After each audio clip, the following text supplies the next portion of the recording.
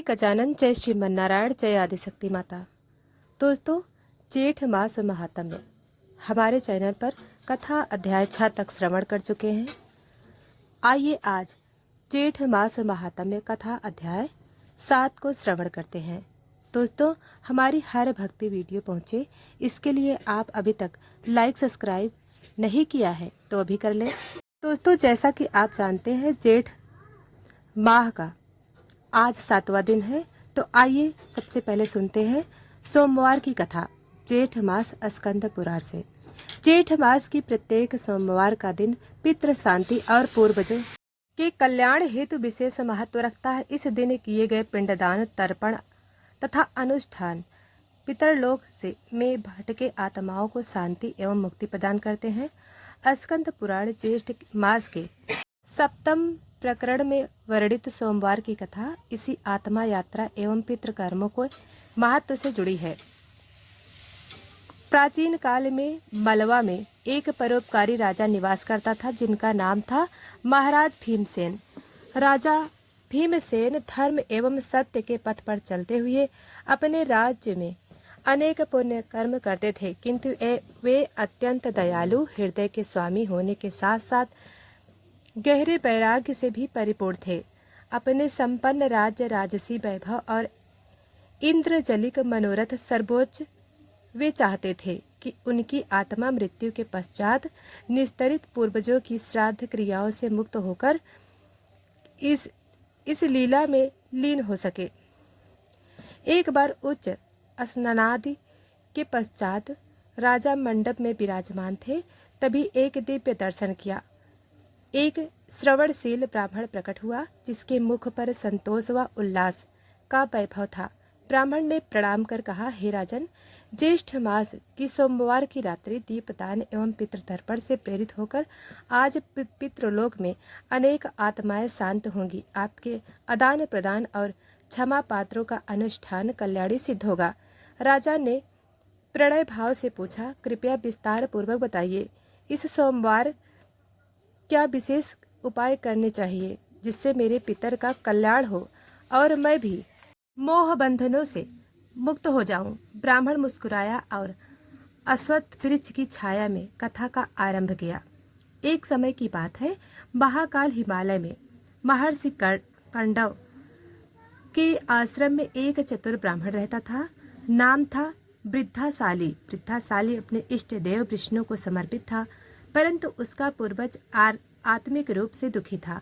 मृत्यु के पश्चात वह आत्मा पितृलोक की सीमांत धरती पर भटक रही थी। आत्मा को अनाहार तृप्ति की भूख सताती रही, क्योंकि उसके लिए इष्ट देव को प्रीतिपूर्ण पिंडदान नहीं हुआ था। ब्राह्मण वृद्धाशाली ने यह कष्ट पाते देखा तो सोमवार के दिन स्नान उपरांत गाय के दूध से पवित्र जल लेकर पितृ तर्पण प्रारंभ किया। उसने शुद्ध घृत, सुपारी, इच्छु और तत्पश्चात यज्ञोपवीत से शुद्ध किए हुए तिल भरे पिंड गंगा के तट पर अर्पित किए। जैसे ही पिंडदान पूर्ण हुआ, पितृ आत्मा ने बोली सुनाई, हे पितृवत्सल, इस सोमवार के स्नान दान से मेरे कष्ट नष्ट हुए, मुझे शांति मिली। अब मैं इंद्रलोक में विश्राम करूंगा। वृद्धाशाली की सुप्त आत्मा को भी आनंद प्राप्त हुआ, क्योंकि उसने अपने पूर्वजों को तृप्त करके शांति प्रदान की थी। इस प्रकार सोमवार का पिंडदान ही आत्मा की भूख मिटाकर उसे कल्याण मार्ग दिखाता है। ब्राह्मण ने आगे कहा, सोमवार के दिन की गई तर्पण विधि में जल प्रवाह एवं तिल प्रदान का विशेष रहस्य निहित है। जल तर्पण त्रिवेणी या पवित्र नदी में स्नान कर प्रातः में जल से पितरों का तर्पण करना चाहिए। जल प्रवाह आत्मा को मार्ग दिखाता है। तिल ब्राह्मण भाव का प्रतीक है। शुद्ध तिल से बने पिंड देने से आत्मा को बल प्राप्त होता है। सप्त फलद वृक्ष तजोत्पत्ति और पुनर्जन्म चक्र से मुक्ति का प्रतीक है। सोमवार को इसका यज्ञावर्त करना लाभदायी है। इन अनुष्ठानों से आत्मा को आध्यात्मिक पोषण मिलता है। वह ब्रह्मलोक की ओर प्रस्थान करती है। कथा में और विस्तार आया जब ब्राह्मण ने एक प्रेत कथा सुनाई। एक समय प्रहादपुर गांव में नीमका नामक एक धर्मात्मा ब्राह्मण रहता था। अपने जीवन में उसने गुरु पिता का सम्मान नहीं किया, अतः मृत्यु के बाद उसकी आत्मा आनंदित होकर भूखे प्यासे भटकने लगी। वह प्रेत रूप में प्रकट होकर पीड़ा कर रहा था। परंतु ज्येष्ठ मास के सोमवार को उसने स्वप्न में देखा कि शिव जी स्वयं आए हैं। नीम का प्रथम सोमवार के दिन स्नान तर्पण धर्म से उत्पन्न शक्ति स्नातक कार्य को पुण्य बल से परिपूर्ण करेगी। आज उचित समय में पुण्यदान करने वाले स्वयं तुझ पर करुणा करेंगे। उसके बाद गांव के ब्राह्मणों ने सोमवार पर उसका श्राद्ध तर्पण विधिवत किया। जैसे ही श्राद्ध समाप्त हुआ, प्रेत रूप नीमिका को दिव्य प्रकाश ने घेर लिया और वह ब्राह्मण रूप धारण कर मुक्त हो गया। इस प्रकार सोमवार की व्रत विधि प्रेत के दुख का अंत कराती है। जैसे शरीर को भोजन, आत्मा को तर्पण पिंडदान से आहार मिलता है।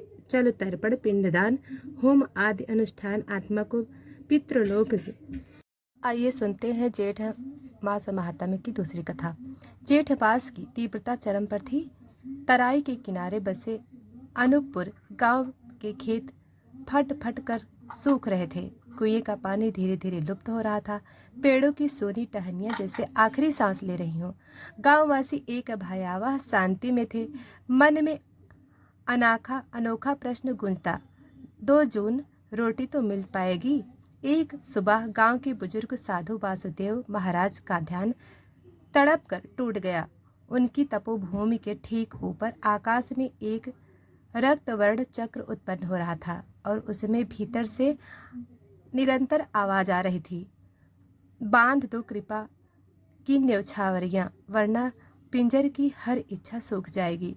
साधु को ज्ञात हुआ यह कोई सामान्य विलक्षणता नहीं, बल्कि महादेव का, भगवान विष्णु का आवाहन है, जिसे सुना न गया तो अनुपपुर नष्ट हो सकता है। रात होते ही गांव के चरवाहे चकित हो उठे। चमकते तारा गिरते नहीं थे, पर एक एक तारा मंद पड़कर बुझ जाता। तभी एक स्वप्न में एक श्वेत वस्त्रधारी विभूतिधारी प्रकट हुआ, जिसे देखकर चरवाहे के रंगोटे खड़े हो गए। छाती पर त्रिशूल अंकित, जटाजूट से उखड़े गंधक के धुएं का झोंका, ये सारे लक्षण केवल एक ही देवता शिव ने कहा, हे अनूपपुर वासियों, जेठ मास के तपन में तुमने मेरे स्नान, मेरे ध्यान और मेरे अर्घ को लांघ दिया है। अब मेरा तांडव अनवतर थिरक रहा है। यदि श्रृंगार मार्ग न अपनाओ तो मेरा क्रोध जल स्तर सब लील जाएगा। चरवाहों का मान जाए न जाए, पर अनूपपुर का अभागा किसान कोई साधु महात्मा नहीं। गांव में चर्चा धारा फैल गई। आज रात नाग पंचमी के साथ मिलकर शिव की प्रार्थना करें। कल सुबह सब मिलकर तांडव नृत्य का यज्ञ आयोजित करें। गांव के चौपाल में निर्णय हुआ, रात्रि शिवरात्रि पर 108 दीप जलाए जाएं। भस्म अंगार से निर्मित तिलक हर कंधे पर किए जाएं। नटराज यज्ञ में तांडव मूर्तियों का अनुष्ठान। पर जैसे ही श्रम दल सुबह सूर्योदय से पहले गांव की उत्तरी वन में पहुंचा, वहां कंकला भरित एक निर्जन कुआं नजर आया, जिसके भीतर से मंदाहट की कराह सुनाई दे रही थी, मानो किसी प्रेत आत्मा ने अपनी आत्मा की आग उसमें ओढ़ रखी हो। कुछ ने बताया यहाँ कुआं पूर्व में ही एक तपस्वी ब्राह्मण ने बनवाया था, पर अब उसका चार दीवार टूट पड़ी थी। कुएं का जल रक्तवर्ण हो चला। गांव वालों ने भय के मारे वह जल उठाने से मना कर दिया। यज्ञ स्थापन का दिन निकट था, पर उत्तरी कुएं की उपस्थिति से सबका मन तौला तुला हो गया। उसी दिन एक वृद्ध ब्राह्मण विदग्ध महेश्वरपुरी गांव पहुंचा। वह स्वयं अकेले भ्रमण कर रहा था, पर उसके मुख की गंभीरता देखकर सब नतमस्तक हो गए।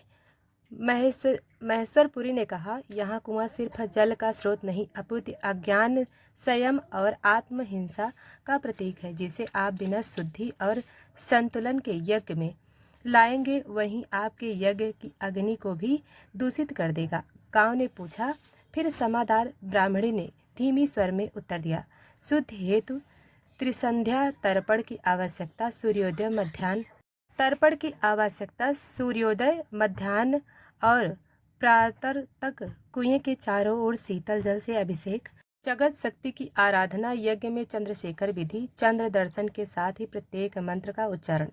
जब जेठ पूर्णिमा की रेवती तिथि आई, अनूपपुर का वाडरा गांव दिख रहा था। जैसे स्वर्ग की छाया पर भीतर एक अस्तित्व शून्य अंधकार भी था।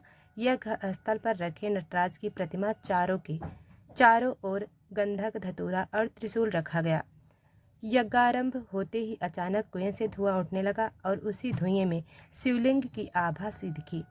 मंत्रोच्चारण के बीच एक भीषण कर्कश स्वर गूंजा। नटराज का तांडव गांव के प्रत्येक युवक कांप उठा।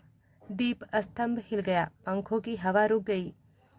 पर महेश्वरपुरी ने हृदय ने ना खोया। उसने अपने लघु वीणा से अति शांतिमय राग भरकर कंचुक के चारों उत्तरायणी यंत्र स्थापित कर धीरे धीरे उस वीणा की तान ने उस कर्कश स्वर को समन करना आरंभ किया। जैसे ही वीणा सुर और ब्राह्मण को उच्चारित सोपान मंत्र एक साथ गूंजे, कुएं का धुआं खुलकर पारदर्शी जल में परिवर्तित हुआ। यज्ञ स्थल पर चंद्रमा की कोमल रोशनी पसर गई और तांडव रुक गया। अंततः उस रात्रि को अनूपपुर ने तीनों यज्ञों, दीप, मंत्र और वीणा के संगम से शिव तांडव को बस विभूषित का शांत करती। कुएं का जल स्वच्छ, गांव के खेत हरे भरे हो गए। अगली प्रातः को पहली बूंद बारिश ने धरती सींची और अनूपपुर मुक्त हुआ। अकाल भय से राजा और ग्राम सभा ने प्रतिज्ञा की, प्रत्येक जेठ मास की पूर्णिमा पर चंद्र दर्शन के साथ तर्पण, पिंडदान और बीड़ा वादन अनिवार्य होगा।